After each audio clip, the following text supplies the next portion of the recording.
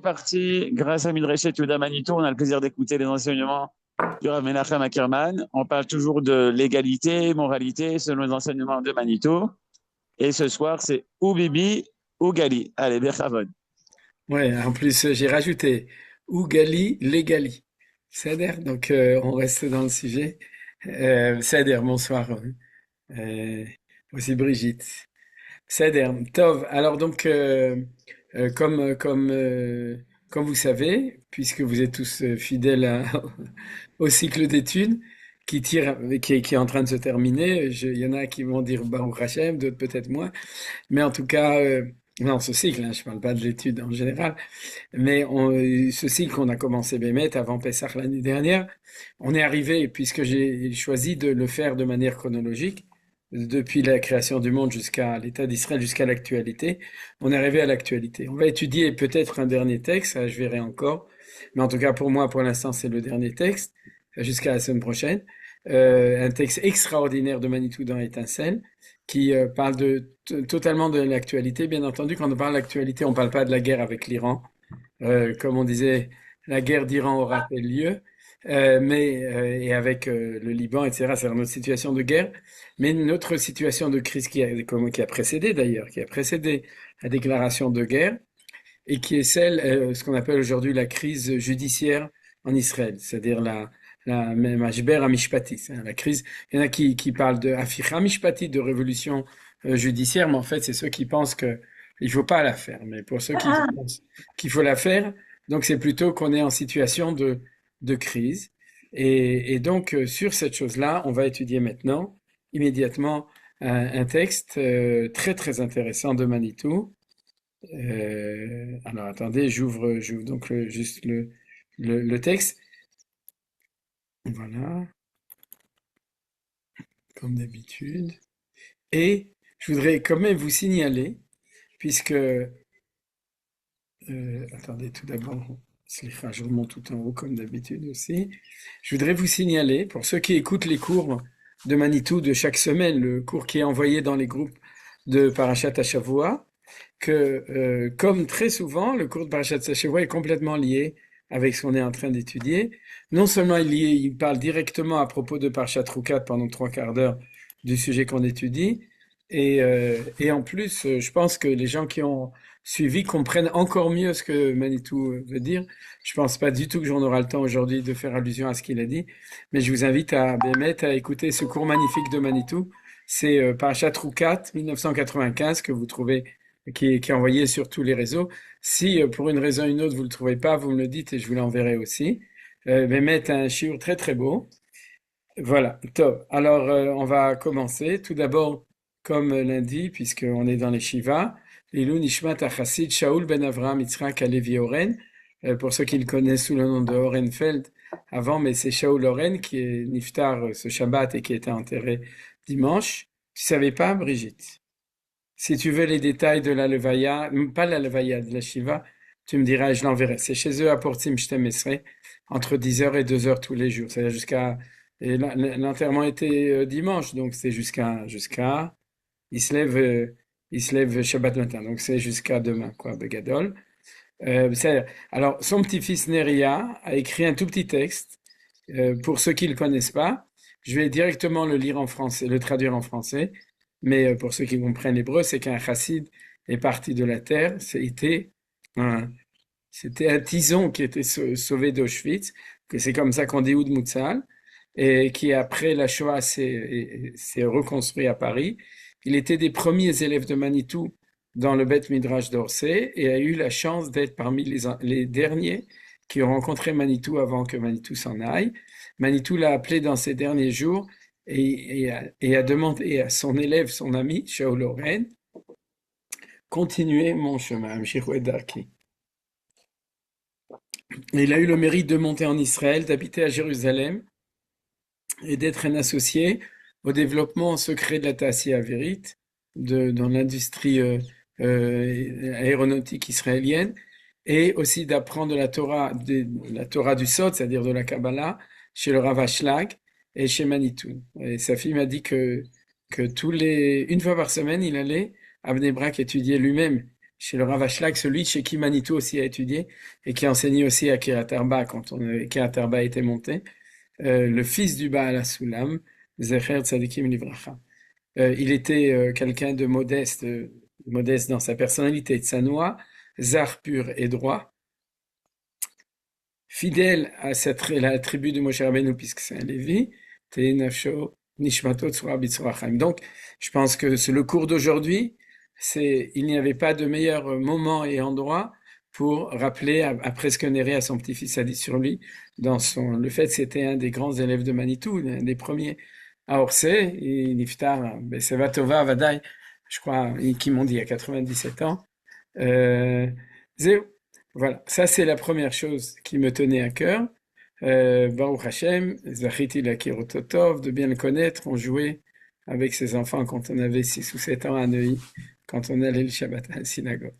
Donc, Nitzachon Svaen ou Tzva Haganah l'Israël, Sheniske, להשמיד, להרוג ולאבד ולשבר את כל אויבינו, ולגרש את צפנינו מארץ קודשנו, ולא להקשיב יותר מדי למלך ארצות הברית, ולשוב ולכבוש ולהתנחל בכל חבלי נחלתנו, ובפרט בחבל עזה ובגוש קטיף, ובצפון השומרון, ובכל מקום אתר ואתר, לשמירה על כל חיילינו מכל צרה ומצוקה ומכל פגרה, לרפואת הנפש ורפואת הגוף לכל הפצועים ולכל הנפגעים במלחמה זו, ובייחוד le petit-fils de Josette qui est ici, le nikmat damam shel kol hachanim hatzadikim hagiborim shenaflu bemilchamtenu veshel kol hanirtzachim Hashem yikom damam uveyichud uvtocham Yosef Avner Hashem yikom damo Ben Eli et Rachel Duran qui sont aussi toujours fidèles au shiurim de Midreshet Yehuda ki ata Adonai yolech imanu bemilchamotenu lo shienu lachish geulatenu kemo shekatavta betoratecha ki Adonai Elohechem haolech imachem lilachem lachem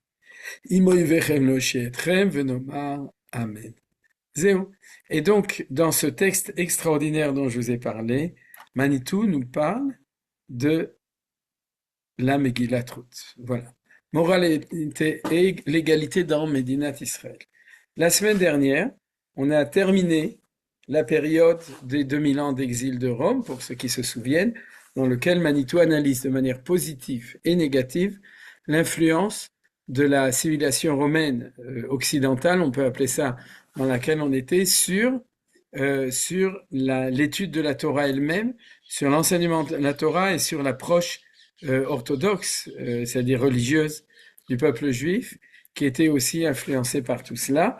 Et bien entendu, avec tout ce qu'on avait appris auparavant, notre étude nous permet de rééquilibrer les choses. Alors maintenant, on est arrivé à Medinat Israël, Reshit Smichad Geulatenu. Le titre étincelle de page 383. Pour ceux qui l'ont, j'ai marqué la page exacte dans l'édition actuelle.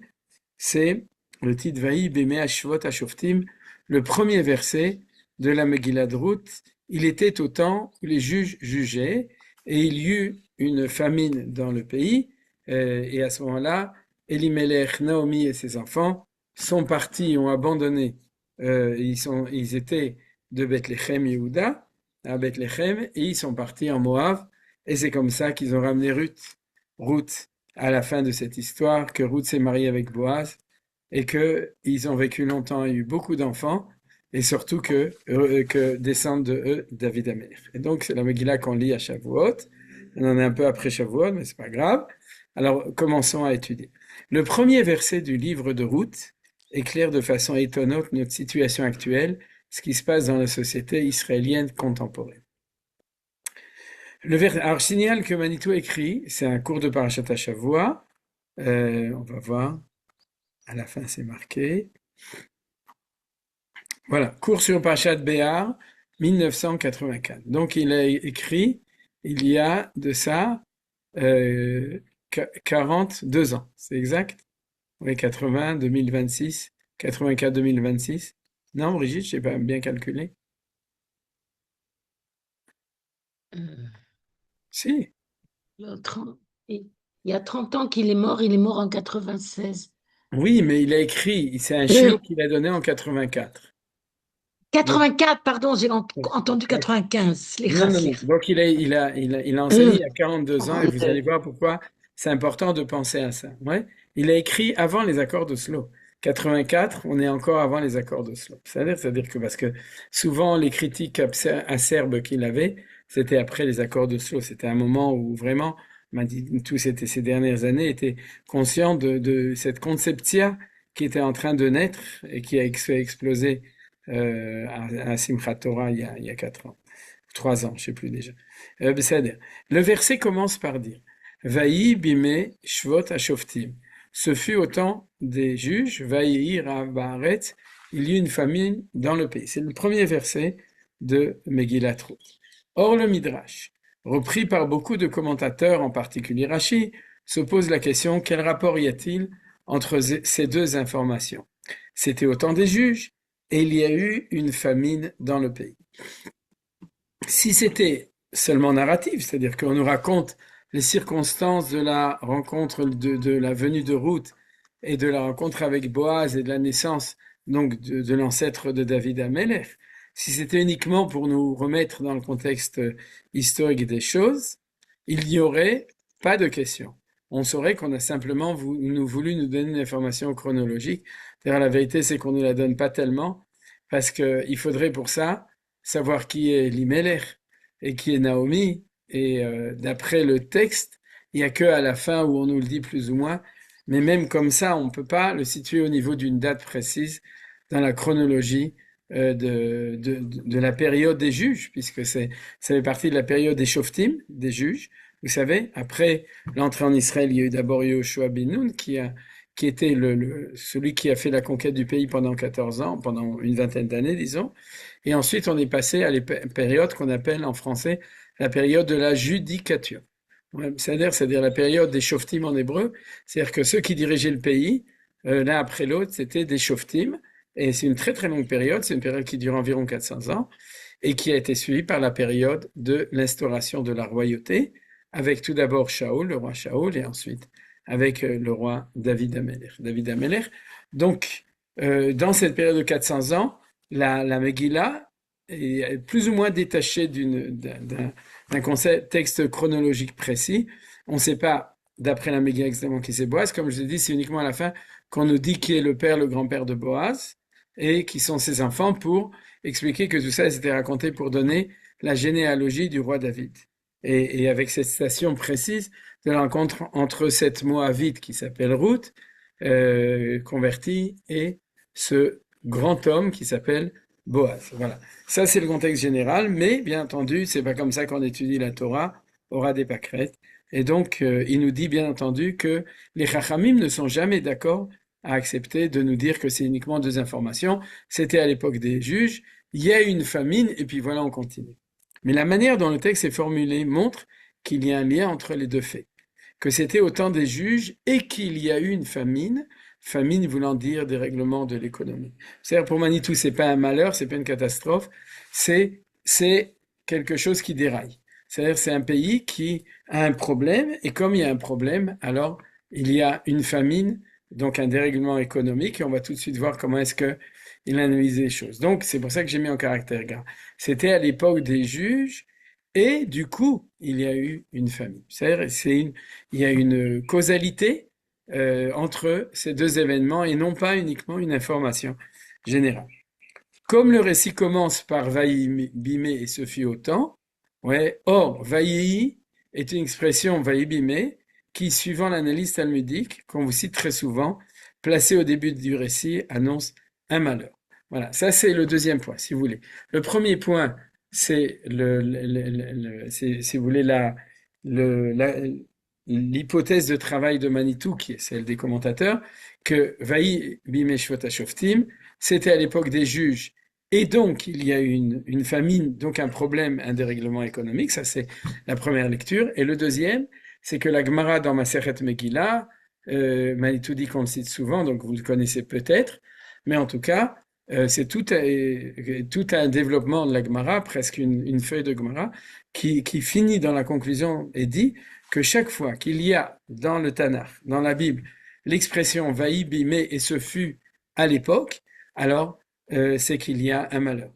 Pourquoi est-ce qu'elle dit dans Masechet Megillah?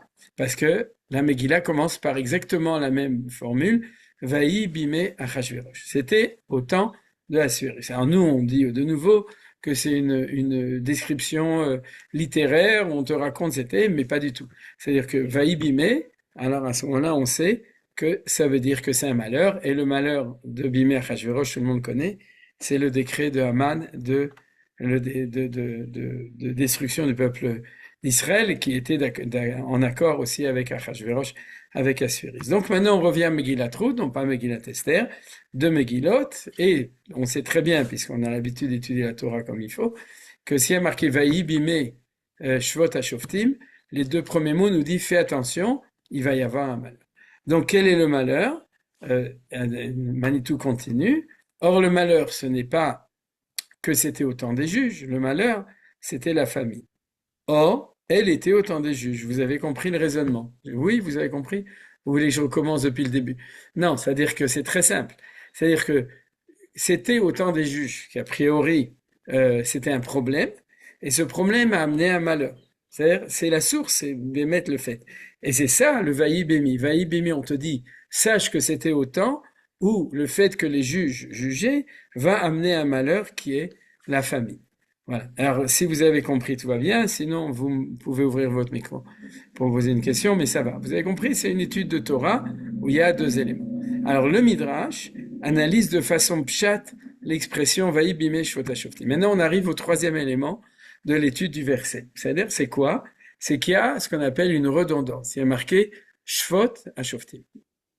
Normalement, il aurait dû marquer Vaï bimé hashoftim, vaï rava baaret. C'est-à-dire que ni en français ni en hébreu, le fait de dire c'était au temps où les juges jugeaient, ça veut dire quelque chose. Ça veut rien dire. C'est-à-dire, c'est pas comme ça qu'on dit. C'était au temps des juges, surtout que cette période est connue comme la période des shoftim. C'est-à-dire Vaï bimé hashoftim, comme on aurait dit Vaï bimé melech Yehoshaphat, le roi Yehoshaphat, vous comprenez. Or là, on sait qu'on est à l'époque des juges, et on nous rajoute Shefot HaShoftim, le moment où les juges jugent. Ça veut dire quoi? C'était le temps, et Manitou va tout de suite nous dire où on jugeait les juges. C'est-à-dire que les Chachamim disent, il faut lire au sens littéral. C'est un midrash en fait.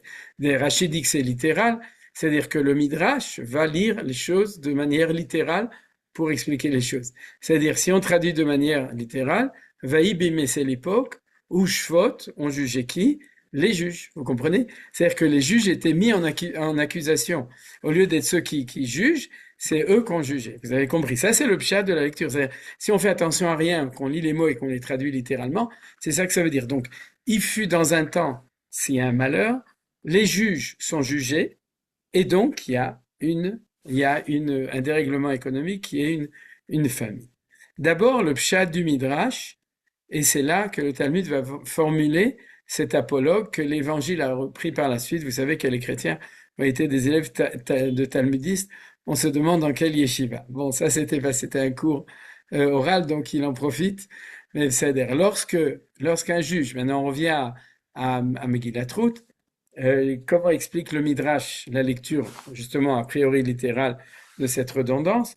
Lorsqu'un juge disait à un homme, enlève la paille que tu as entre les dents, celui-ci répondait, commence par enlever la poutre que tu as entre les deux. Alors je suppose que Manitou il dit qu'il y a un verset, pas un verset, on ne dit pas un verset sur les évangiles, mais qu'il y a une phrase dans les évangiles qui reprend cette idée-là.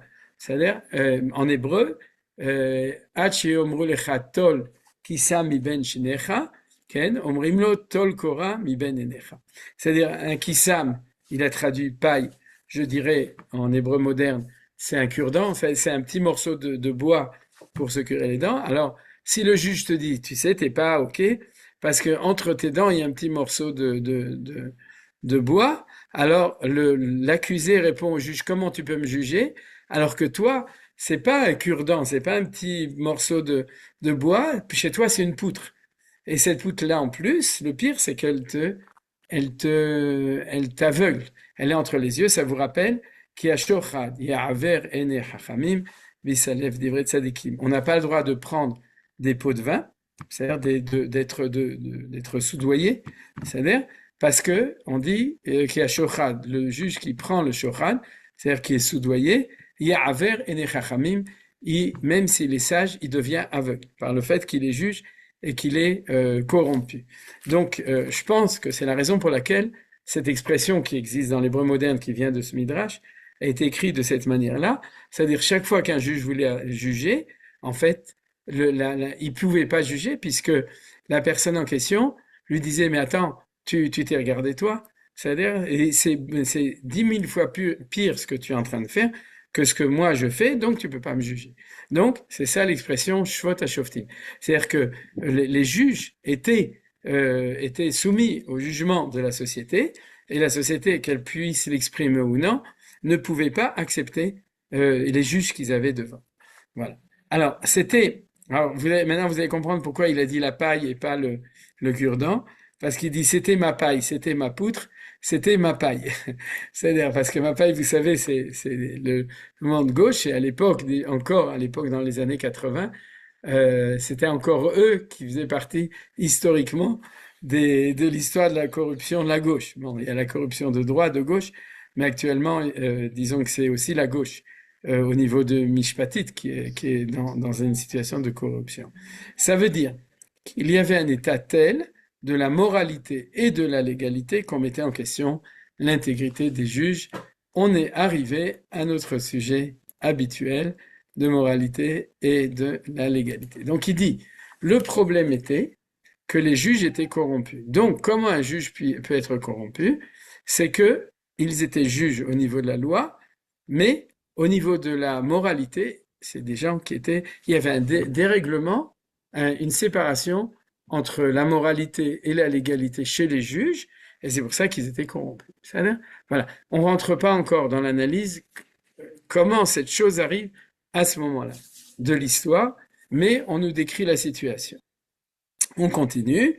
Par conséquent, puisque la justice était absente de la société, ça s'exprimait par le fait du dérèglement de l'économie, et inversement, le dérèglement de l'économie est relié à l'état de justice. Alors ça, c'est aussi un enseignement de Chachamim dans Masechet Ta'anit, et je crois aussi dans Masechet Brachot, dans Masechet Shabbat, Perek Bamim Adlikin, où les Chachamim nous disent à cause de telle faute arrive telle chose, à cause de telle faute arrive telle chose, c'est-à-dire que les fautes que le peuple juif fait ont une certaine conséquence. Par exemple, l'exil arrive parce que on ne fait pas certaines choses, on ne garde pas à ce moment-là, Dieu nous renvoie, comme par exemple à la fin de Parashat Emor et de Parashat Kedoshim, sur la dépravation fait que Dieu vomit, la terre vomit ses habitants, je pense que vous connaissez ça. Alors donc ici on a une relation nationale de cause à effet, injustice puisqu'immoralité des juges, donc il y a impossibilité d'une justice économique, le fait que les gens aient de quoi manger l'un avec l'autre. C'est-à-dire, voilà. Donc c'est ce qu'il dit, c'est le fait du règlement d'économie, inversement le dérèglement, d'accord, ok. Donc le problème essentiel de toute société auquel s'attache la Torah, parce que de nouveau chez les Goïm, les lois du Sachar Voné, c'est-à-dire la relation entre les fautes et les punitions, et aussi les bonnes choses et les récompenses au niveau de Akadosh Baruch Hu de Dieu, ne suivent pas forcément les mêmes règles que pour le peuple juif, mais pour le peuple juif qui est censé suivre la Torah, le problème essentiel de ceux auquel s'attache la Torah est que la moralité doit primer la légalité. Lorsque la légalité prime la moralité, c'est ce qui se passe, c'est ce qu'on nous décrit, puisqu'ils sont juges, donc il y a une légalité. Mais si on peut lui dire enlève la poutre, c'est-à-dire c'est que c'est qu'il y a une immoralité au niveau des juges. Alors les juges sont vendus, vendus, ça veut dire compromis, et enlève d'abord la poutre que tu as entre les yeux.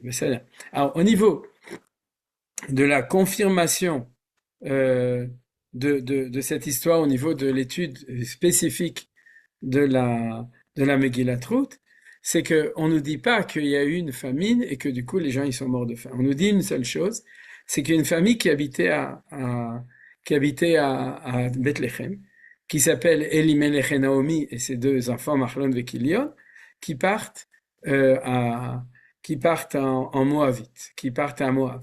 Maintenant, ça, a priori, de nouveau, on a l'impression qu'on nous raconte tout ça pour nous raconter comment est-ce que Ruth est revenue, que Elimelech est mort, que ses deux fils sont morts, que Naomi revient avec Ruth et que de là, tout commence. Mais en fait, les Chachamim, de nouveau, ne se suffisent pas de cette chose-là. Il faut savoir qui est Elimelech.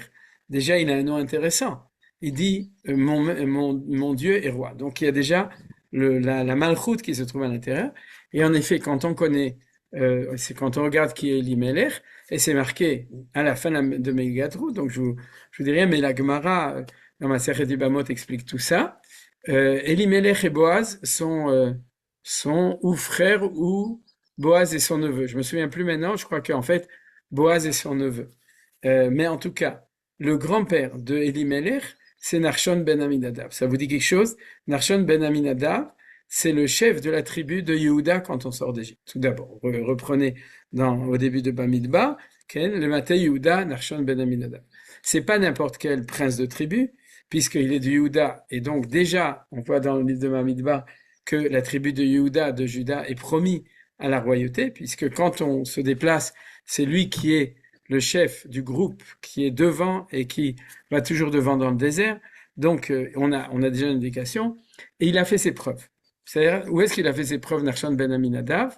Ouais, aucun rapport avec Amin Dada, il dit Amin Nadav, ouais, pas Amin Dada.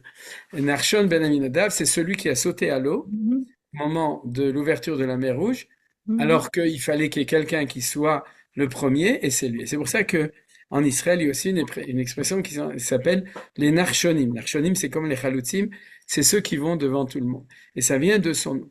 Donc, le grand-père de Elimelech, c'est le chef de la tribu de Juda qui est en même temps donc celui qui a en potentiel le fait qu'il est le chef de la royauté possible qui va se révéler avec David Amelech. Donc vous imaginez bien que si Elimelech est son petit-fils, on s'attend, il habite à Bethléem Yehuda, c'est-à-dire on s'attend à ce qu'ils se conduisent de la même manière. Et on nous dit que c'était en plus, comme il était de la descendance aristocratique, Ken Ephrati, d'ailleurs, c'est marqué qu'il était aristocrate, en fait, de la tribu royale de Yehuda et des descendants de Yehuda lui-même et de Narshon ben Aminadab. C'était lui qui a en fait été le chef de la tribu. C'est-à-dire, c'était lui le dirigeant de la tribu, et comme par hasard, on nous dit qu'il était aussi très riche, il avait plein de terres, c'est-à-dire, il était riche, c'est normal, il était le prince. C'est-à-dire, on voit déjà dans la sortie d'Égypte que les princes sont riches, qu'ils ont ceux qui ont des bijoux et des choses comme ça, et qu'il s'est enfui parce que il a eu peur que, comme il y avait tout le monde crevait de faim, qu'il aurait été obligé d'ouvrir ses réserves de blé et de nourriture et qu'il allait être pauvre. Donc, qu'est-ce qu'il a fait? Il a pris tout l'argent qu'il avait, il l'a mis dans des valises, il s'est dépêché de passer du côté de Moab et il les a mis dans des coffres-forts en Suisse. C'est ça que le Midrash nous raconte. C'est-à-dire, et c'est aussi une des raisons pour laquelle on dit qu'il est tout de suite mort et que ces deux garçons sont morts. Parce que vous comprenez très bien. C'est-à-dire, c'est comme si Ben Gurion en 48 ou bien Bibi en 2024, quand il voit qu'il y a la guerre, il prend ses valises, il se dépêche et il s'en va. Il va s'installer en Suisse ou aux États-Unis. Il devient je sais pas quoi. C'est-à-dire, voilà. Donc, c'est quelque chose de terrible qui se passe ici. Et or, il est chauffette. Parce que chauffette à l'époque, c'est pas un juge. Un chauffette à l'époque, c'est un dirigeant politique. Ouais, les chauffetim, la période des juges, c'est la période où c'est des chauffetim qui dirigent politiquement. Donc, vous comprenez exactement que c'est pas étonnant qu'il y a eu cette famine et que ici, on est en train de toucher le point névralgique de cette corruption totale de ceux qui sont censés être responsables de la société d'Israël de cette époque-là. Alors on continue, c'est pourquoi le sens fondamental de ce midrash n'est pas tellement le temps où vivaient les juges, mais les temps où les juges jugeaient. Vous avez compris? C'est-à-dire que maintenant, Manitou va reprendre une deuxième lecture, selon son explication, qui est selon notre développement, du mot Shvot HaShoftim. C'est-à-dire, on peut lire, c'était le temps où on jugeait les juges, ça c'est ce que dit le midrash, mais on peut le lire selon le vrai pshat. En fait, le premier, c'est un drash, qu'on jugeait les juges. Parce que le pshat, et c'était d'ailleurs, je suis sûr que c'est comme ça que c'est dans les traductions, et c'était le temps où les juges jugeaient, et il y a eu Rav Baritz. Ouais, vous avez compris, Shvot HaShoftim, c'est que les juges, ils faisaient leur travail, ils jugeaient. C'est-à-dire, au lieu de jouer au ping-pong, ils jugeaient. Alors, Manitou continue. Il y a quelque chose de paradoxal dans l'expression, n'est-ce pas le fait des juges de juger? Vous comprenez? Si je le lis vraiment selon le vrai sens littéral, On nous dit c'est l'époque où les juges étaient en train de juger. Mais bien entendu, les médecins médecinés, ouais, c'est-à-dire Léonard, vous savez que c'est en sciant que Léonard devint scie. Donc Léonard sciait et les juges jugeaient. C'est normal. Alors donc pourquoi est-ce que, d'après le Pshat, le Passouk nous dit et c'était au temps où les juges jugeaient. C'est qu'on veut encore nous dire quelque chose. Il n'y a pas écrit au temps des juges, le verset dit au temps où les juges jugeaient. Ce qu'il faut apprendre, et là on a une phrase essentielle, c'est qu'on ne demande pas aux juges de juger. Ce qu'on leur demande est d'installer la moralité dans la légalité. Mais s'il juge dans le sens formel de sa fonction, il installe la légalité dans la moralité, alors là, résultat, l'économie se dérègle. Cela reste paradoxal. On ne demande pas aux juges de juger, c'est un manque d'humour. C'est-à-dire, maintenant, vous avez compris. C'est-à-dire que, d'après Manitou, vailli bimé, ça va être un temps de malheur. Pourquoi c'est un temps de malheur? Parce que la méthode dont les juges jugent, c'est uniquement selon la légalité. Shvot HaShoftim, ils jugent selon la loi et ils jugent pas selon la moralité. Et c'est pour ça qu'il y a Rahav Varetz, qu'il y a une famine dans le pays. Donc on a déjà deux lectures de Shvot HaShoftim, de plus en plus profond d'après Manitou, c'est de voir dans ce texte-là que le dérèglement de l'économie de la société, c'est dû au fait qu'il y a une distorsion de la justice, puisque les juges sont en train de juger, au lieu de faire tzedek tirdov, c'est-à-dire d'être dans la justice. C'est-à-dire, ils sont pas dans la justice dans le sens hébreu de tzedek, pas dans le sens où on traduit directement tzedek justice, mais c'est shvot, c'est justice, lishpot, c'est la justice. Ouais, dans l'équité, la justice équitable, tzedek, dans la justice dans le sens, c'est quelque chose de juste. Hein. Il faut faire attention en français, il y a confusion des mots. Mais on a très bien compris. Je vous rappelle qu'on a étudié il y a 2 semaines que le temple a été détruit parce que les juges, à la fin du deuxième temple, jugeaient selon la loi, vous vous souvenez? Et donc, Rabbi Yochanan avait posé la question, il jugeait selon la Torah. Alors il dit, mais alors quoi, tu veux qu'il juge selon la loi anglaise ou la loi turque ou la loi française? C'est-à-dire, c'était le sens de la question. Il dit non, parce qu'il jugeait selon la rigueur de la loi et pas l'ifni meshuratadin, selon quelque chose qui est en deçà, plus à l'intérieur de la justice, qui est la valeur du sens moral, de l'esprit de la loi, et pas seulement la loi. C'est comme ça, en fait, qu'il faut traduire moralité, c'est l'esprit de la loi. Voilà. Donc, ce problème qui amenait à la destruction du temple, maintenant, on sait que c'était aussi le problème, à cette époque, à l'époque de Ruth à Moavia, donc de l'époque des Shoftim, que ça. Alors, c'est d'ailleurs très intéressant, puisque comme on appelle cette période la période des Shoftim, le jugement qui est mis au début de Masechet Megillah, de Megillat Esther, de Megillat Ruth, excusez-moi, ce jugement, c'est un jugement non pas sur un événement circonstanciel qui va amener la famine, mais sur une crise d'un système politique qui s'appelle la période des Shoftim. Vous me suivez là-dessus. C'est très important de comprendre ça. C'est-à-dire que si on veut comparer notre époque avec l'époque de la sortie d'Égypte, on est dans l'époque qui a suivi l'entrée en Eretz Israël. C'est-à-dire, on n'est pas dans la période de la Torah, on est dans la période de Yehoshua et ce qui arrive après Yehoshua. C'est une période très longue, comme j'ai dit, 400 ans. Nous, pour l'instant, l'État d'Israël, c'est beaucoup moins que ça. Et donc, si on veut faire une comparaison, c'est très intéressant, on va le voir, de comparer notre époque à l'époque des juges. L'époque des juges, donc, ça s'appelle le livre des Shoftim. Le livre des Shoftim. Et donc, on voit très bien que cette analyse est une analyse beaucoup plus large, du coup, et on va voir. Alors, on continue l'étude. Un juste doit justifier. C'est-à-dire, ça c'est un passouk, Veziku et atzadik, virshu et aracha. Alors, Bezrat Hashem Blineder, on étudiera ce que veut dire Manitou sur ce verset-là. C'est un verset dans le livre de Dvarim, dans la paracha de Kitetse. La fin de la paracha de Kitetse, il y a ce verset-là, la référence exacte, c'est la référence 9. On peut le regarder si c'est important pour quelqu'un. Dvarim, chapitre 25, verset 1. Et en fait, le début, c'est s'il y a une dispute entre deux personnes qui arrivent ben anashim, et vamdou lifne à shoftim le mishpat, et ils vont se présenter devant les juges pour être jugés. Et le rôle des juges, c'est c'est de dire, de traduction, de justifier le tzaddik, celui qui est juste, et d'incriminer le mécréant. C'est-à-dire, c'est ça que dit le passouk. Alors de nouveau, Manitou dit, je comprends rien du tout. C'est-à-dire, le manque suprême d'humour d'un juge consiste à appliquer la loi. C'est-à-dire, et d'ailleurs, on va étudier ce que disent nos sages sur ces versets, parce qu'eux-mêmes ont vu ce que Manitou a vu, c'est que c'est un verset qui n'a aucun sens.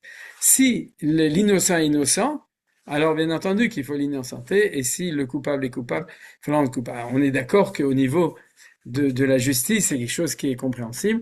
Quand les deux arrivent, on ne sait pas qui est qui, et c'est le rôle de la justice de découvrir qui est la victime et qui est au contraire l'agresseur. Donc ça, c'est le pshat du passouk. Mais comme il y a une redondance, V'tzdiku et Tzadik, Virshu et Aracha, et tous les commentaires disent qu'on aurait pu le marquer différemment, alors on se rend très bien compte qu'il y a quelque chose de plus profond et que Bezrat Hashem, on verra Bezrat Hashem, je pense, la semaine prochaine. Alors, le manque suprême d'humour d'un juge consiste à appliquer la loi. Vous comprenez, ça manque d'humour, on a besoin de lui pour ça. Il n'y a qu'à faire des ordinateurs, et puis on rentre qu'à une telle réponse, voilà ce que dit le verset un tel. Ce n'est plus le juge qui juge. Le juge doit, lui, intégrer la moralité dans une situation de moralité déréglée. S'il applique la légalité, alors la conséquence est catastrophique.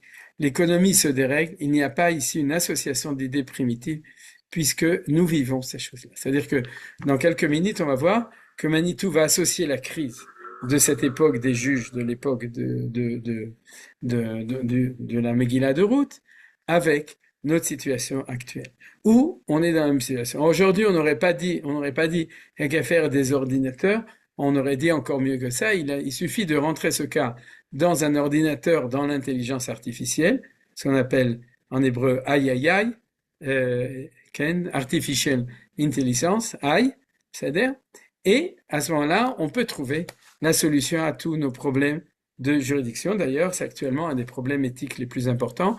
Qu'est-ce que va devenir la justice, la médecine, l'économie, etc.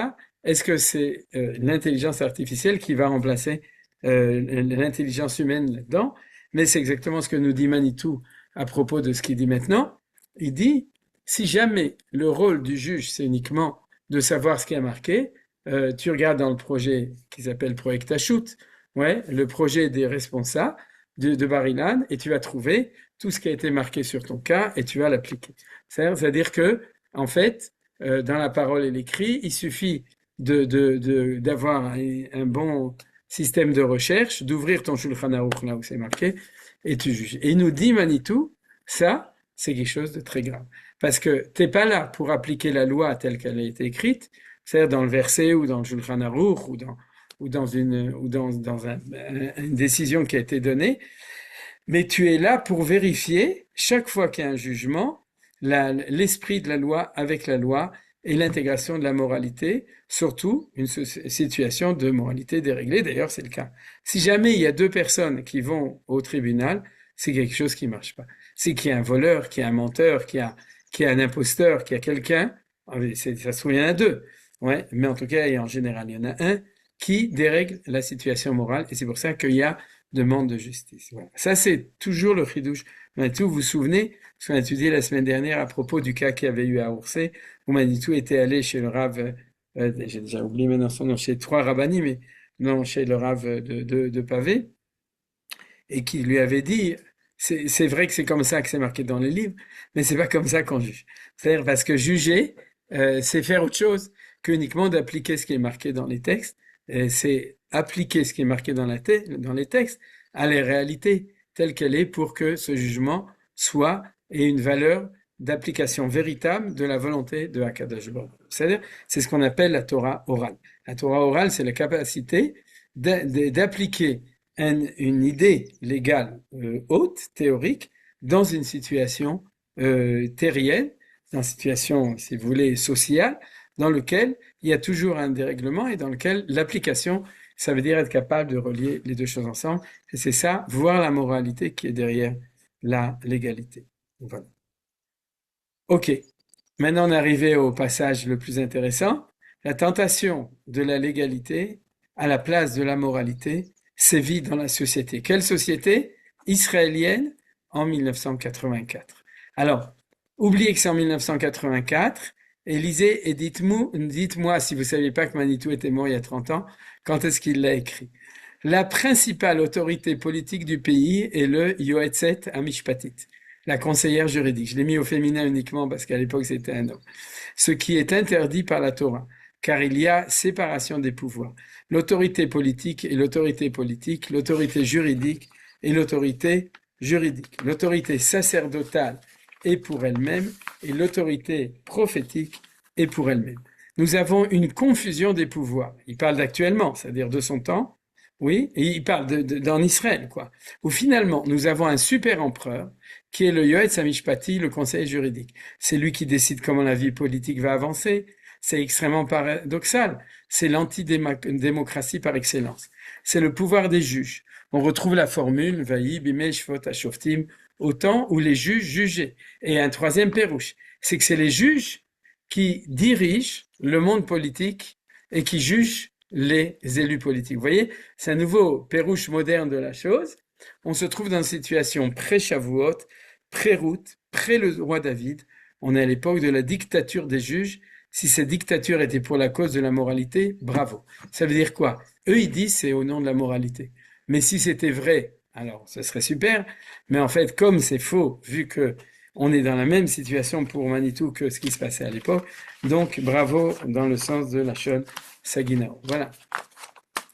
Ça, c'est l'enseignement de Manitou. Alors, comme je vous l'ai dit, j'arrive même pas à croire que Manitou a écrit ça en 84 et pas en 26. Parce que mot pour mot, c'est ce que sont en train de dire tous les gens quand dans une vada de la Knesset, quand à la Knesset, quand au Bet Mishpat Elion, il y a quelqu'un qui se lève pour dire les vérités et que du coup on le vide, si dans le meilleur des cas et dans le pire des cas, on ferme le jugement parce que on dit qu'il y a des gens qui osent déranger, ouais, le piédestal de ces juges du Bet Mishpat Elion ou de la Yoetz Mishpatit, mais c'est incroyable. C'est-à-dire que de ce point de vue-là, pour moi, Manitou, c'est Roi HaKodesh, et on se demande s'il n'était pas Navi. Mais c'est un esprit vraiment d'inspiration, parce qu'il est en train d'écrire quelque chose qui, à son époque, était mineur, et qui, actuellement, c'est plutôt ce qui est en train de miner la société israélienne. C'est-à-dire, c'est les fondements de ce qui se passe, et mot pour mot, on est exactement dans ce qui est en train d'arriver aujourd'hui. Alors, c'est bien pour ça que ça fait 1 an qu'on étudie tout ça. Parce que ça fait 1 an qu'on étudie pour bien pouvoir comprendre dans cette analyse extraordinaire.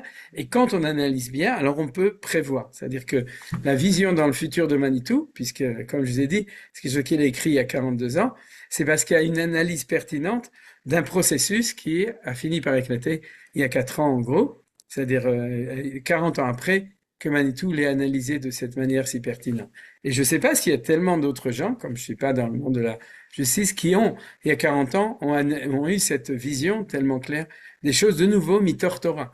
C'est pas parce que Manitou était un juriste ou un politicien ou un analyste de tout ça, c'est parce que à partir d'une lecture authentique de la Torah, je vous rappelle tout ce qu'on a vu, à ce moment-là, on peut aussi analyser les choses de cette manière-là.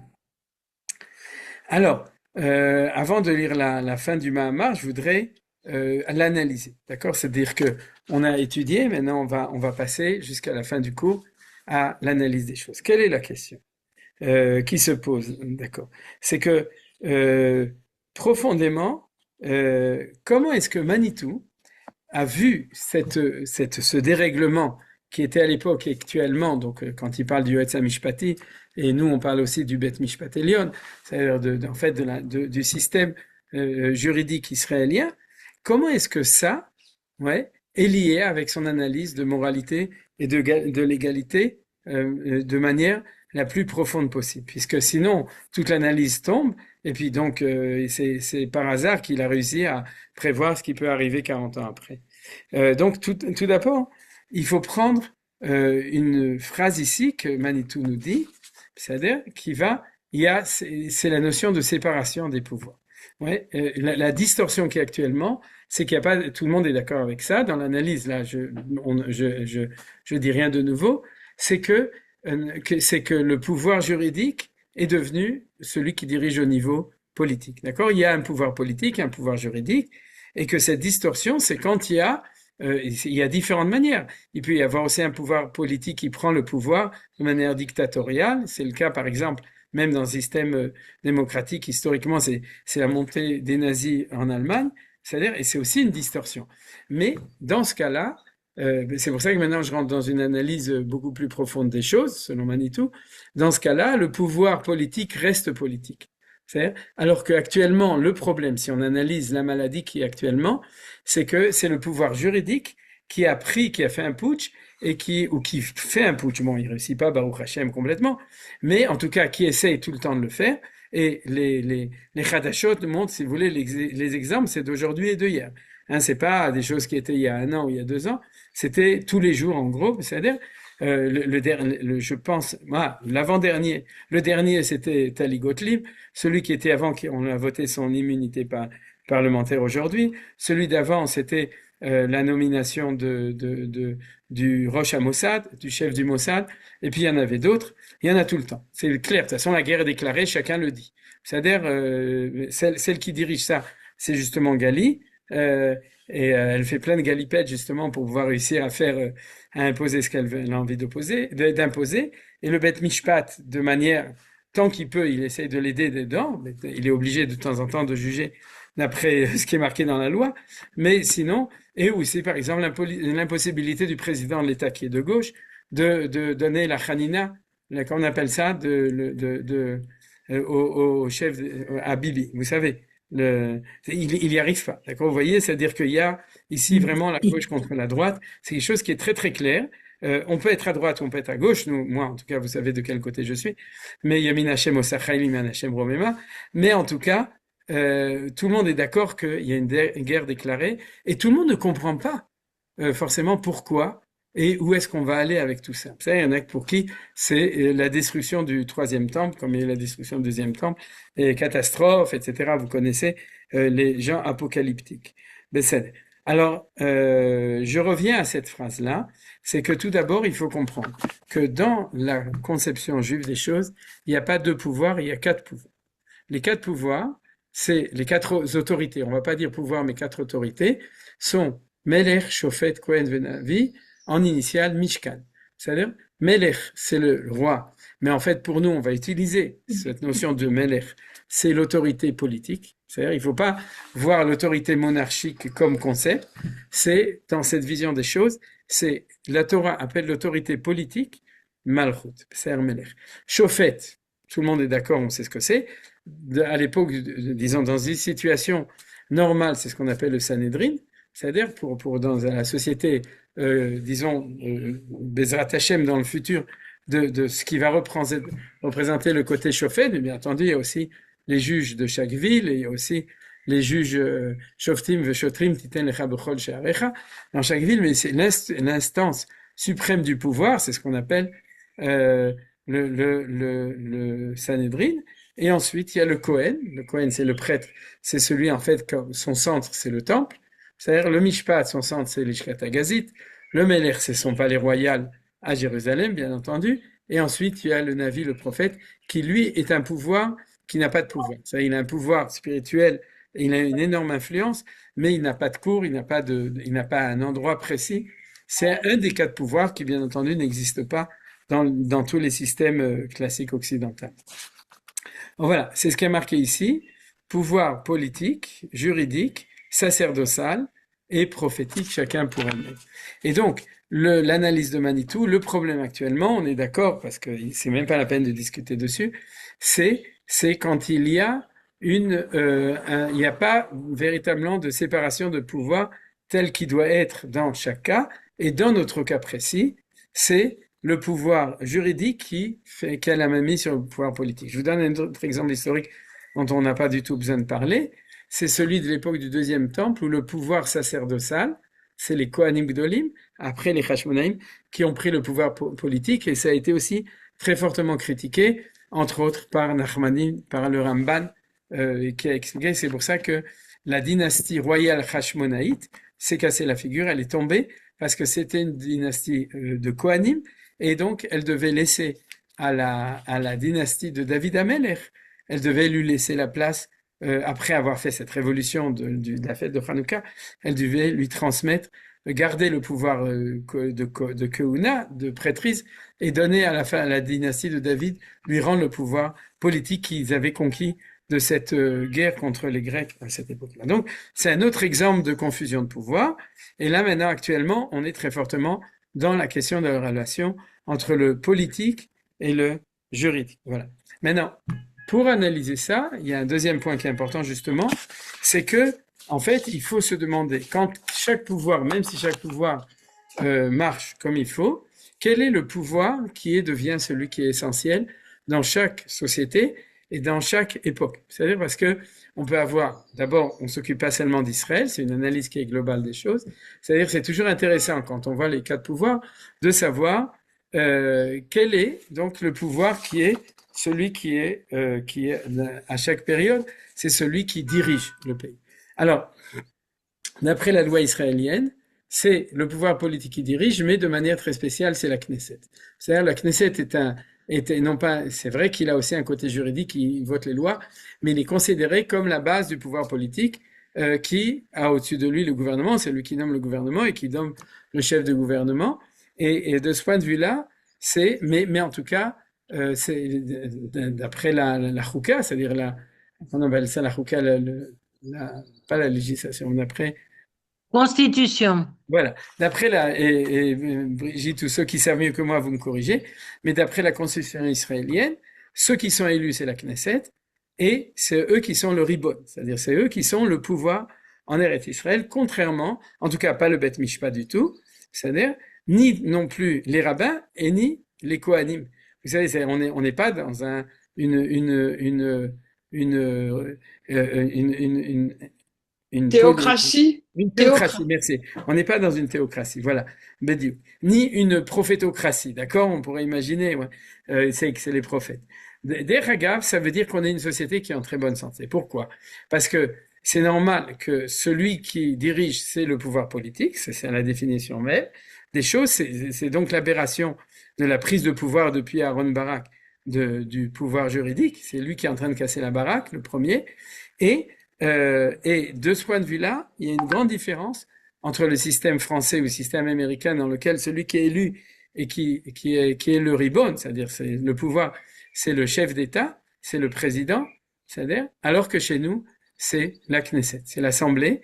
Et de ce point de vue-là, on est beaucoup plus démocratique que la France ou que les États-Unis, puisque on est beaucoup plus proche, c'est pas la même chose, mais on est plus proche du système suisse, par exemple, dans lequel on connaît même pas forcément qui est le président, puisque celui qui dirige, c'est le Parlement, et c'est beaucoup plus proche du peuple, c'est-à-dire au niveau démocratique, que celui qui est le ribbon, c'est-à-dire celui dirigeant n'est pas une personne, parce que quand il y a une personne, on a toujours peur d'une dictature, une prise de pouvoir de cette personne, c'est possible aux États-Unis, c'est possible en France, c'est-à-dire c'est possible dans tous les pays, c'est-à-dire c'est possible partout, mais c'est beaucoup plus dangereux quand le pouvoir est donné à une seule personne, et en Israël, c'est pas comme ça.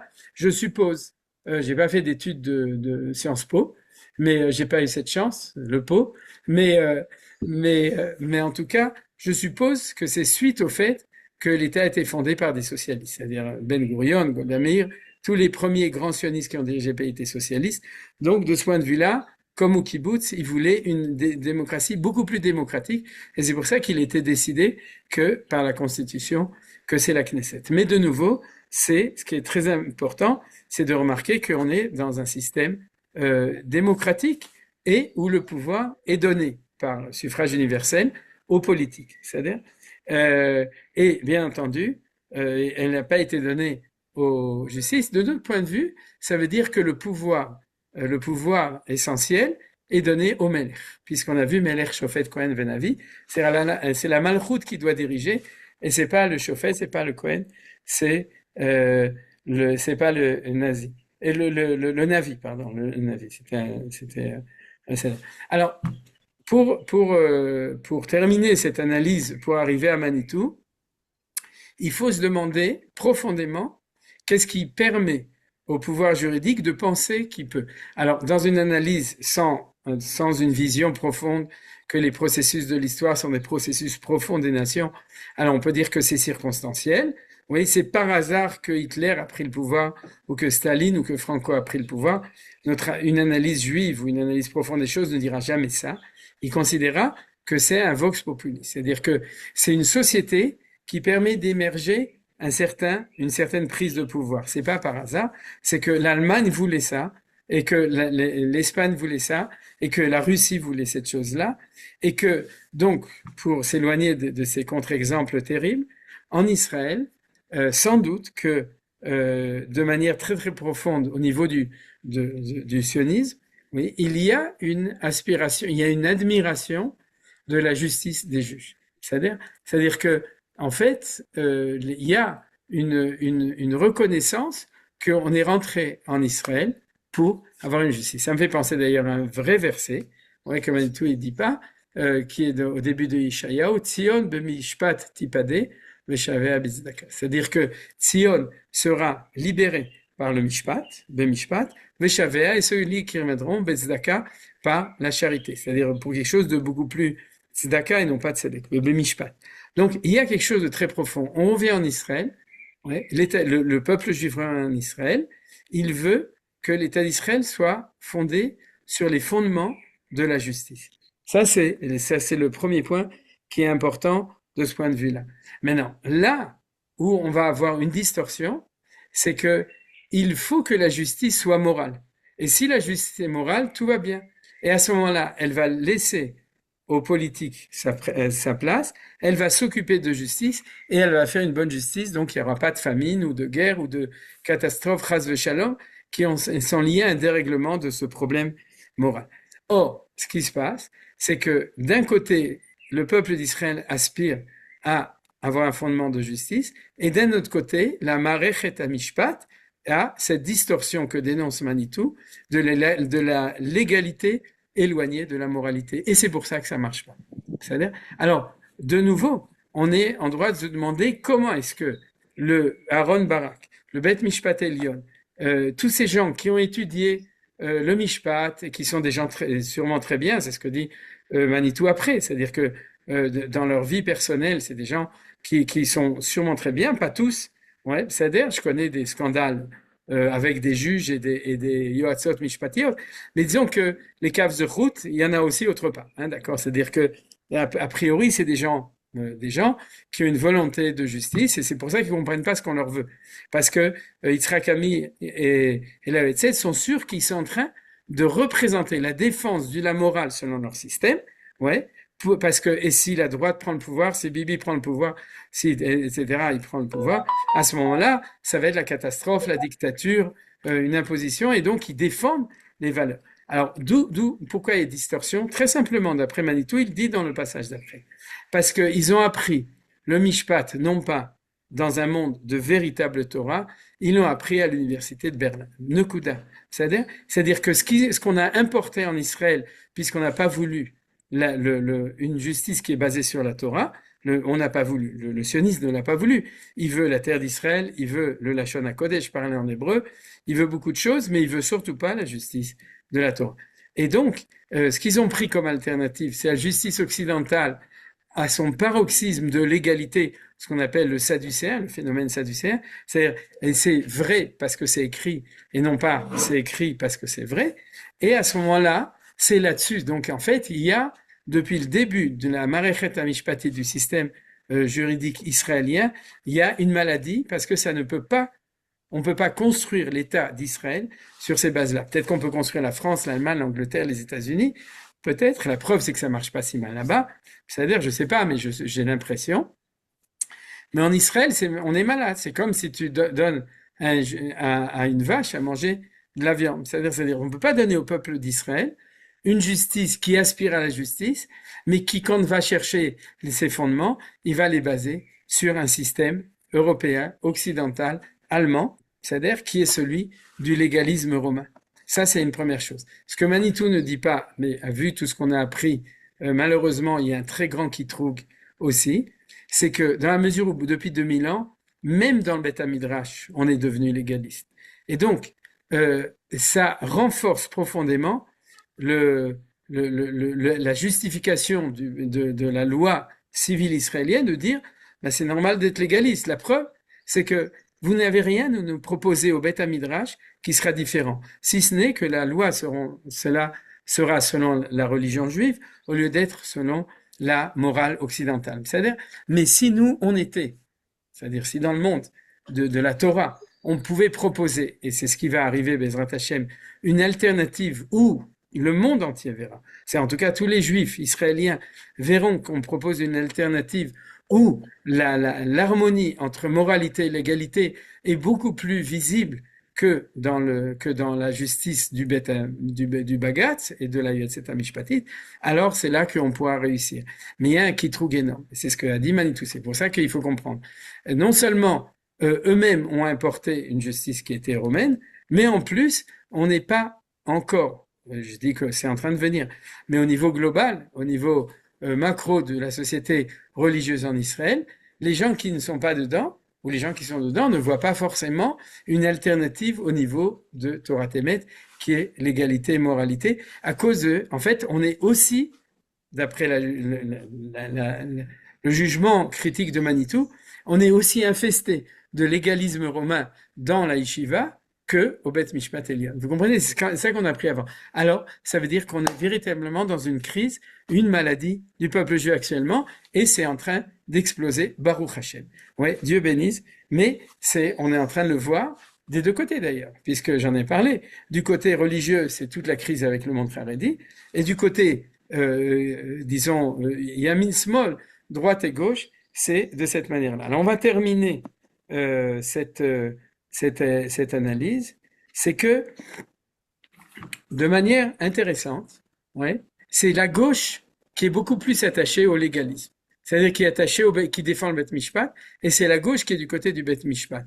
Et ça, si vous voulez, à mon avis, c'est quelque chose qui est très étonnant. Parce que dans le monde politique, la gauche est toujours socialiste et la droite est pour la rigueur de la justice, c'est-à-dire on dit le fascisme, la rigueur, elle est dans les shtansim, c'est-à-dire dans les conceptions générales, c'est que, au contraire, le légalisme est du côté droit. D'ailleurs, le droit en européen, ça veut dire le droit, c'est la loi, et que le côté gauche, au contraire, est pour la miséricorde, pour être social, etc. Donc, il y a quelque chose en Israël qui est complètement différent. Au niveau Kabbalah, c'est pas du tout étonnant, parce que vous vous souvenez que la gauche, c'est les Gvurot, et que les droites, c'est les chassadim. C'est-à-dire que dans la lecture hébraïque des choses, ceux qui sont du côté gauche vont défendre le légalisme, et ceux qui sont du côté droit vont défendre aussi, au contraire, le côté plus de la moralité des choses. Ça, c'est au niveau de la Kabbalah. Mais dans la réalité israélienne, c'est un fait, actuellement. C'est-à-dire ceux qui défendent à corps et âme le légalisme du Beth Mishpat, c'est la gauche.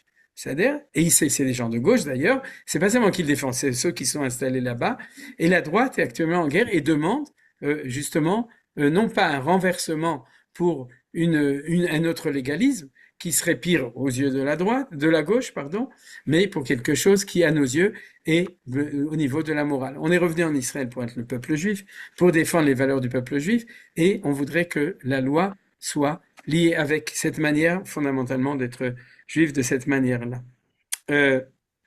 Donc, en fait, ce qu'on voit, c'est que chacun a peur de l'autre de ce point de vue-là. Et en fait, ce que je voudrais dire, c'est que pour reprendre ce qu'on a appris au niveau de Manitou, parce que c'est ça qui est important, c'est que il y a une tension en fin de compte entre idéal et réalité. Il y a toujours une tension entre l'idéal et la réalité. La loi, de manière profonde, a priori, elle représente un idéal. C'est pour ça qu'elle existe. Elle est là pour régulariser une réalité qui déraille. Mais il y a toujours cette tension, c'est-à-dire que si la loi est déconnectée de la réalité, à ce moment-là, c'est Shvota Shoftim. C'est à ce moment-là, elle est corrompue parce qu'elle devient un légalisme. En fait, c'est sa connexion avec la réalité qui fait qu'elle est capable de devenir morale. Rappelez-vous, Bet Shammai et Bet Hillel. Ce qu'on nous dit, Lo Bashamayim.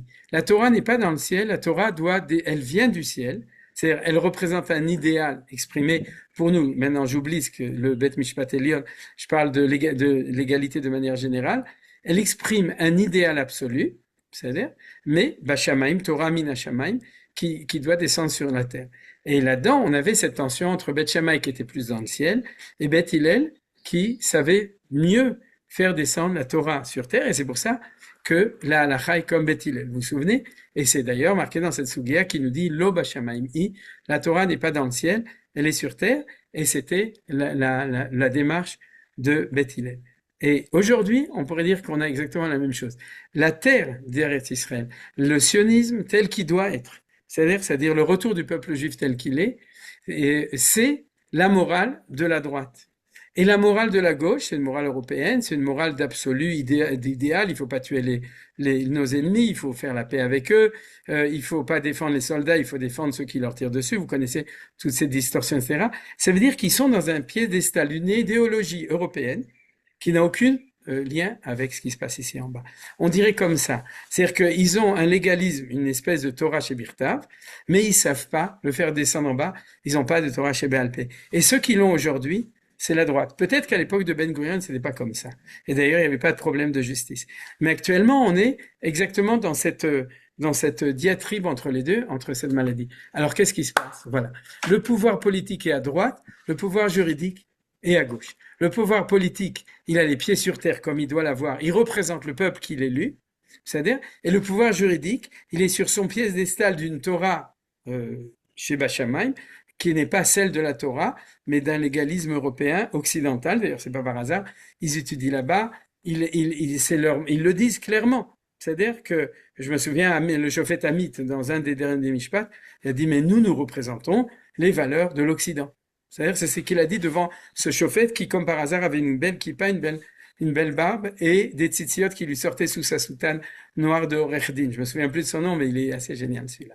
C'est-à-dire, mais vous comprenez ce qui se passe actuellement. C'est ça ce qui se passe. Alors, de manière incroyable, et je vais finir comme ça, c'est qu'en fin de compte, si on analyse aujourd'hui, c'est très clair. C'est-à-dire, c'est très clair. On a deux forces à l'intérieur du peuple juif qui sont actuellement en égalité.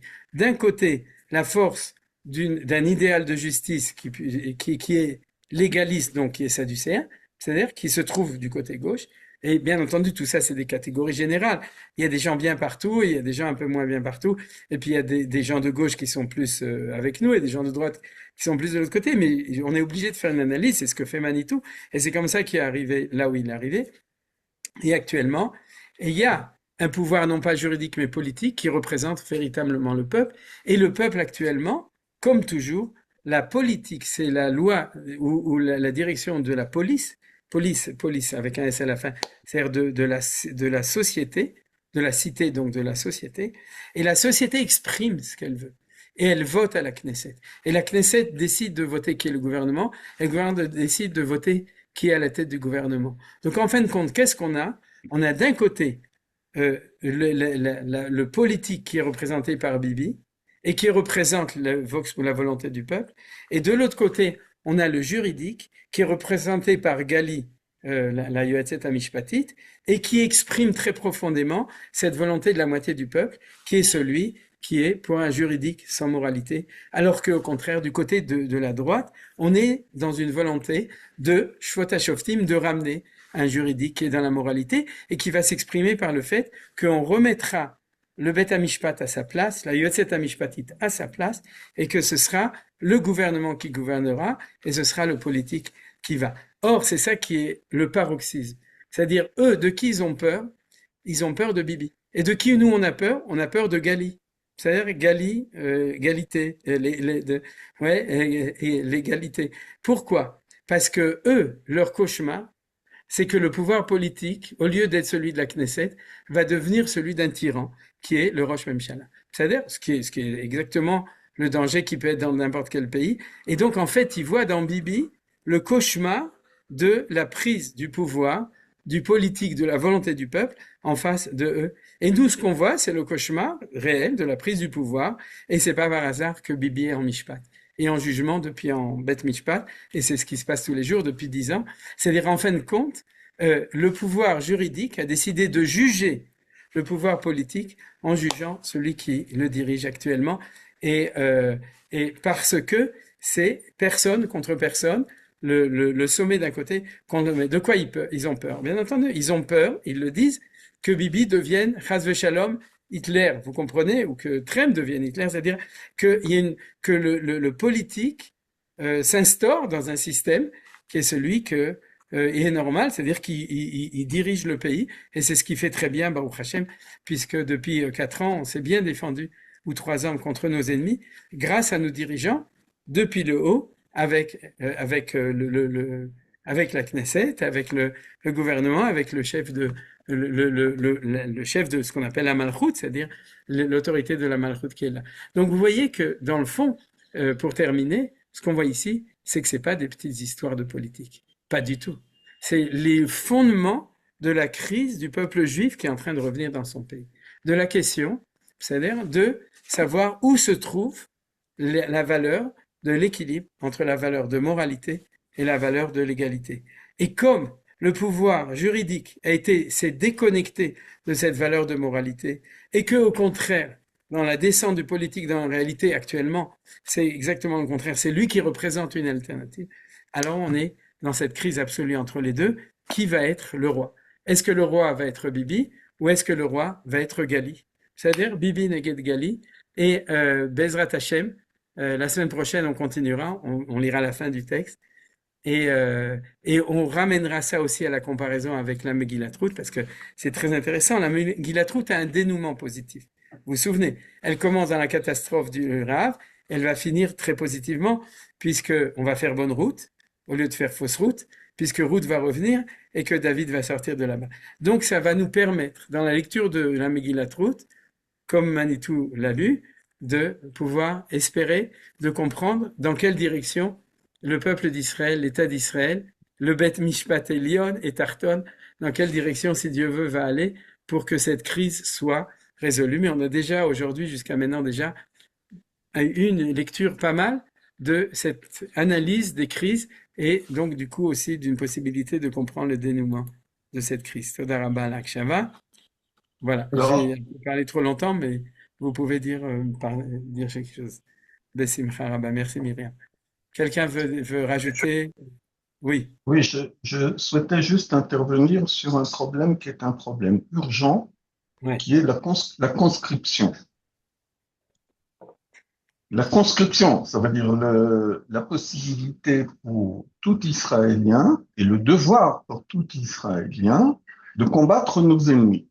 Oui. Or, aujourd'hui, une partie des Israéliens, au lieu de vouloir combattre l'ennemi, préfèrent combattre les policiers. Donc, on est dans une situation qui est une situation qui risque de s'aggraver encore. Alors, je ne vais pas épiloguer là-dessus, mais du temps de route, il n'y avait pas de maire, il n'y avait pas de pouvoir politique, il n'y avait pas de Navi non plus, il y avait des juges, et c'était les juges qui avaient le pouvoir politique à l'époque. On a inventé en Occident un principe qui est Dina de Malchuta, Dina. Et avec ceux avec qui je prie, qui sont pour la plupart des Haridim, et avec un kollel derrière, je discute avec eux régulièrement, et nous sommes actuellement dans une machloket réellement concernant ce point-là. Je leur ai dit, si vous ne concevez pas que vous viviez dans un État d'Israël, dans une Malchut Israël, comme elle devrait être, alors considérez que vous vivez à l'étranger et que Dina de Malchuta, Dina, à savoir que la loi du pays où on vit, c'est la loi. Et si on vous demande de combattre les ennemis de cet État, dans quelconque État du monde, vous êtes d'accord qu'il faut y aller, sauf ici en Israël, là où vous. Voilà, c'est tout ce que Voilà, je Chazak Baruch, Willy. Très bien. D'abord, je crois que tu es nouveau dans le groupe parce que jusqu'à maintenant, on t'a pas vu. Alors, Baruch On m'a Haba. pas vu parce que j'ai eu du mal à m'inscrire dans le groupe. D'accord, mais Baruch Haba. Mais déjà la semaine dernière, tu étais là, tu m'avais posé une question d'ailleurs. Je crois, hein, c'est exact. Mais donc, Baruch Haba. Disons que on est tous d'accord avec toi, ça c'est la première chose, mais pas avec les gens avec qui tu discutes. Et Dina de Malchuta Dina, on est d'accord avec toi. Maintenant, leurs arguments, je les connais. Ils sont marqués dans des tchouvot de rabbani modernes qui, même là-dessus, ils font des entourloupettes pour faire de la sardina, c'est-à-dire pour enlever le din de Dina de Malchuta Dina. C'est des histoires de sardines. Et donc, mais Mais fondamentalement, je voudrais plutôt relier, et je l'ai déjà dit dans les cours d'avant, c'est-à-dire que c'est ça le problème. C'est-à-dire, comment tu peux demander à des gens qui sont fondamentalement, je parle de la gauche, qui est chassid du Beth Mishpat, d'accord? Qui croient que c'est eux qui vont sauver le peuple juif parce qu'ils ne voient pas que leur justice n'est pas juste. C'est-à-dire, ils ne le voient pas que c'est Shvot HaShoftim. C'est-à-dire, ils ne le voient pas. Eux, ils voient qu'au contraire, c'est eux qui sont les sauveurs. Ils vont nous sauver de notre folie à nous. C'est ce qu'ils disent toute la journée. Et chaque fois que Gali, elle donne une chavadat, c'est pour dire il faut surtout pas permettre aux politiques de faire ce qu'ils font, parce que sinon ça va être la catastrophe, parce que c'est des gens de droite, c'est des gens religieux, c'est des gens trucs, et ils sont contre la morale universelle que nous représentons. Maintenant, où est la grande difficulté de ce qu'on appelle le kitrouk, c'est-à-dire que la faiblesse qui nous affaiblit, c'est que ce que tu as stigmatisé, c'est-à-dire lorsque ce qu'on appelle le Peleg Yerushalmi, des petits jeunes qui ont 20 ans et qui sortent de leur yeshiva pour se battre contre la police et qui disent le judaïsme, c'est d'être prêt à mourir pour ne pas et de rentrer en prison ou s'enfuir du pays d'Israël pour ne pas se combattre, on a exactement un exemple terrible de déconnexion entre la morale et la justice. C'est-à-dire, parce que c'est l'immoralité dans l'absolu au nom d'une justice qui s'appelle la Torah Kdosha, c'est-à-dire de leur Torah, de leur Gemara et de leur Shulchan Aruch. C'est le même que le nôtre, mais apparemment on n'a pas les mêmes lunettes. C'est-à-dire, maintenant, d'où ça vient chez eux, ça c'est quelque chose de Rav Kook à dénoncer, c'est la déconnexion entre la lecture de l'individu et la lecture du collectif. C'est-à-dire que dans leur vie individuelle, ils sont dans une Torah où il y a morale et justice qui vont ensemble. Mais quand tu regardes au niveau collectif, c'est-à-dire la plus grande injustice, c'est l'otaramod al-dam recha, c'est ne pas aider le peuple juif à sortir. Comment est-ce qu'on y arrive? Ça, c'est des élucubrations rabbiniques, mais qui viennent d'autres problèmes aussi, mais de ce problème de ne pas être capable de translater une vision qui est de judaïsme qui est morale et juste au niveau des individus, c'est-à-dire dans leur société, dans la micro-société des Harédites, mais au moment où tu passes dans la macro-société, d'un État qui est revenu, comme tu dis, hein, cet argument de Dina de Malkut Dina, à ce moment-là, on n'arrive même plus à voir que la justice de la Torah, c'est que tu dois sortir la yeshiva et aller te battre pour Am Israël qui est ici. Alors bien entendu, tous les arguments, ils sont pas religieux, l'État sioniste n'est pas religieux, n'importe quoi, nos enfants vont s'assimiler là-bas. Tous les arguments possibles, mais ça change rien. C'est ça le cœur de la chose, et ce qu'on voit, et ce qui est dénoncé par les gens normaux, qui dans ce cas-là, c'est pas eux, c'est-à-dire c'est les religieux sionistes ou les pas religieux, sionistes aussi, ils voient qu'il y a une séparation au niveau de la collectivité, ce qu'on appelle le macro, entre la morale et la loi, et la Torah. C'est-à-dire, et c'est pour ça que plus ça ira, et c'est pour ça qu'il y a les deux crises ensemble, plus ça se renforcera, et plus ça nous affaiblit dans notre capacité de libérer l'État d'Israël de la légalité, du légalisme du côté gauche, quoi. Voilà, Toda Rabba en tout cas. Je ne sais pas comment on va s'en sortir si on Mais dit Yetov, t'inquiète pas. Toi, t'habites en Israël, Willy? Oui, oui, à Tel Aviv même. Mais Tel Aviv, c'est bien aussi, c'est caché. Donc, t'inquiète Oui, pas, oui, on en tout parlera à la fait. semaine prochaine. On est resté un petit peu dans la crise, mais Bezrat Hashem, la semaine prochaine, on verra un petit peu le dénouement. Et justement, en comparaison avec la période des juges. C'est parce que tu as donné une certaine analyse, et la semaine prochaine, je donnerai une analyse, disons, un peu en rentrant dans la période et dans la Megillat Ruth pour pouvoir avoir une analyse qui continue. Pas seulement le premier verset qui est la crise, ou les deux premiers, ce qu'on a vu aujourd'hui, mais le dénouement de la crise. Oui, Nicole. Ah, mais Nicole, il faut qu'on t'ouvre ton micro. Tu m'entends? Oui, bien sûr. La belle-mère de Ruth lui dit de se glisser au pied de je sais même plus qui, pour qu'il la trouve dans son lit. Oui, c'est pas Mais exactement comme ça, mais c'est de Boaz, oui. ouais, et il n'y avait pas de loi à ce moment-là. C'est pas la même loi que maintenant. Si, c'est la même. Le problème, c'est que il faut savoir lire le texte comme il faut. C'est ce que tu as dit, c'est une traduction extrêmement libre et extrêmement 68 art de ce qui a marqué dans la Megillat Ruth. C'est-à-dire, en fait, Naomi a dit à Ruth, fais ce qu'il faut pour qu'il veuille se marier avec toi. Et bien, il s'appelle Boaz. Et fais attention à ce qu'il ne te boise pas. En français, te base pas. C'est-à-dire, donc c'est ça la fin de l'histoire. Mais en tout cas, on en parlera la prochaine fois parce qu'elle fait partie du développement. Mais tout se passe dans la plus grande sniout là-bas et dans la plus grande respect de, quand on lit le texte comme il faut et tel qu'il est écrit, de la sniout. Et ce qu'elle a fait, c'est qu'elle a quand même pris l'initiative d'aller dans le Goren, c'est-à-dire là où il était en train de battre les blés, et qu'elle lui a dit, elle a fait ce qu'en général on fait pas, elle lui a dit marie-toi avec moi. D'habitude, on attend que ce soit le mari, mais quand tu lis tout ce qu'il y a eu avant, on voit que ça commence déjà. C'est-à-dire que Boaz a déjà un œil sur Ruth et il a très bien vu que Ruth était la femme la plus vertueuse. Ouais, la tsniout, la retenue, le fait qu'elle s'est convertie, c'est-à-dire son approche de tchouva, un converti c'est un bal tchouva, c'est-à-dire cette tchouva énorme, extraordinaire qui est déjà décrite, et ça se voit dans le texte que c'est ça qu'il a vu. Il n'a pas vu ses robes, il n'a pas vu sa coiffure, son brushing, il a vu ça, et ce que fait Nomi, c'est qu'il l'a vu, elle lui dit juste, c'est pas la peine d'attendre encore 10 ans qu'il se réveille, va là-bas, dis-lui, il faut que tu te maries avec moi. Et c'est d'ailleurs ce qu'elle lui dit. Elle lui dit pas, viens chez moi, j'habite chez une copine. Elle lui dit, ufarasta knafecha ala matecha. Tu vas étendre ton talit sur ta servante. Ça veut dire chuppah vekidushin, parce que tu sais c'est ça qu'on fait quand on se marie, on prend le talit et on le met aussi sur la kala pour qu'il n'y ait pas de takala. Voilà, il a fait encore une question? Merci. Ouais, mais et Mazal Tov du coup aussi, Nicole, pour ton petit-fils qui vient de... Tov. Et le dernier, parce que je dois donner cours bientôt, il y a Mincha en plus. Qu'est-ce qui veut dire quelque chose?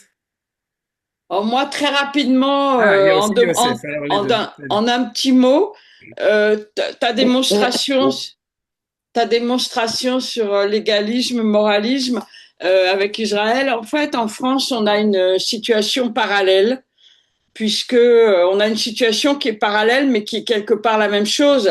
Bien sûr, il y a des changements. Bibi, il est en audience judiciaire tous les jours. Nous, on a une candidate à la présidence qui a été barrée par les juges, en fait, en France.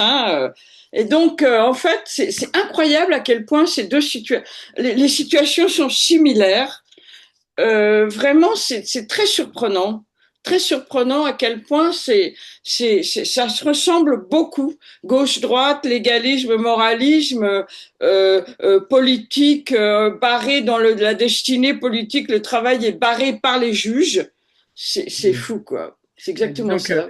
Comme je connais pas la situation en France, en tout cas beaucoup moins bien que toi, donc je veux pas. Mais ce que je veux dire dans la profondeur de l'étude, après Yosef, tu diras, c'est que on dit que à la fin de l'histoire, toute la pourriture de Édom, de Esav, c'est-à-dire de l'Occident, va sortir. C'est-à-dire que pendant 2000 ans, tout a été recouvert du vernis des palais de Versailles et du Capitole et de tout ce que vous voulez.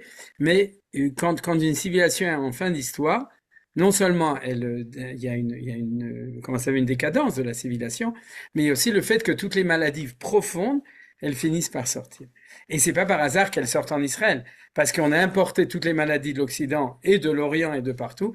Et comme on a le kibbutz gaïlot et qu'on doit construire une société selon la Torah Akdosha et selon la morale et la légalité, donc c'est en fin de compte, si ça explose ici, c'est que Bezrat Hashem, ce que je dirai l'année prochaine, on va proposer un nouveau modèle en Israël qui va être de nouveau Startup Nation, et on va être aussi Start Mishpat Nation vis-à-vis des autres si Dieu veut. Ça, c'est la vision positive. Mais s'il n'y a aucun doute, même si je ne le connais pas, que puisque ce problème il est made in Europa ou en made in Occident, c'est qu'à un moment ou à un autre, ça doit exploser aussi en Occident. Et peut-être que ça a déjà commencé depuis longtemps. Je suppose que oui, mais disons qu'on peut supposer, espérer que ça va aussi exploser de manière positive, c'est-à-dire avec comment ça s'appelle, un dénouement positif aussi. Est-ce que ça va venir de chez nous? Est-ce que ça va venir de là-bas? L'avenir nous le dira. Mais en tout cas, merci pour ton regard aussi sur la France. Chavod Yosef. Oui, merci. Les Goïms sont conscients de cette chose-là. Enfin, ils en ont fait un film. Je vous le recommande. Je l'ai peut-être déjà fait. Ça s'appelle La Chambre étoilée. avec Michael Douglas. C'est un excellent film. Ce sont des juges qui se révoltent contre le système qui les oblige à innocenter des coupables. C'est Tout à un fait. très beau film. Très beau film, ne le ratez pas. Deuxième, dernière chose, Alors, envoie-nous le lien La dans... chambre étoilée de Charles Bon, Chaplin. ouais, d'accord. D'accord, très bien. Je sais pas, une proposition comme ça. On a le pouvoir politique, juridique, religieux. Le quatrième, est-ce que si j'annonce comme ça le pouvoir journalistique, le Navi, parce qu'on a des faux prophètes, et on a des mauvais, des faux, Nabi Sheker. Le journalisme aujourd'hui, c'est un peu ça qui façonne l'idée de la nation. Qu'est-ce que tu en penses? D'abord, Chazak ou Baour, je suis tout à fait d'accord avec toi. C'est pour ça que c'est pas un pouvoir qui a un palais. C'est-à-dire que c'est un pouvoir qui est relié avec l'idéologie. Le Navi, c'est pas religieux, c'est autre chose. Et il peut être du côté du Sheker. Et toi comme moi savons que c'est exactement ce que va nous dire Manitou la semaine prochaine sur Balak. C'est-à-dire Bilam, si tu te souviens bien. C'est-à-dire Bilam qui est un prophète des nations, qui est un prophète de mal, de méchanceté, rachat, d'accord, mais qui va en fait être appelé pour justement utiliser, on pourrait dire, le pouvoir de la démagogie, du journaliste, c'est-à-dire le porte-parole en fait. C'est-à-dire donc je suis tout à fait d'accord avec toi que c'est ce quatrième pouvoir qui existe actuellement. Et en effet, en Israël, si vous, la force de la gauche, elle est sur deux mokdim, sur deux centres. C'est les deux seuls qui leur restent sans doute. Je pense, bon, ils ont aussi un certain pouvoir économique, mais les deux qui sont vraiment sur lesquels ils ont l'emprise et qui ne lâchent pas, et qui veulent pas lâcher, ou on essaie de les faire lâcher, c'est la tikchoret, c'est la communication, et c'est le Beth Mishpat. Donc c'est très intéressant ce que tu dis, c'est-à-dire qu'en fait, on est actuellement dans une crise où tu as d'un côté la religion et le politique qui sont ensemble, ouais, c'est-à-dire, et d'un autre côté, la pseudo-prophétie et le mishpat qui sont de l'autre côté, droite contre gauche, yamin ou smol tifrotzi. Chazak ou Baruch, on est obligé de s'arrêter maintenant, et je donne un très grand Shabbat Shalom à tout le monde. Et Bezrat Hashem, on terminera cette étude la semaine prochaine, avec, comme Merci je beaucoup. tiens encore à voir, Shabbat Shalom, merci. Merci beaucoup. Shabbat Shalom. et Shabbat Shalom. Shalom. Shabbat Shalom. Ouais. Tout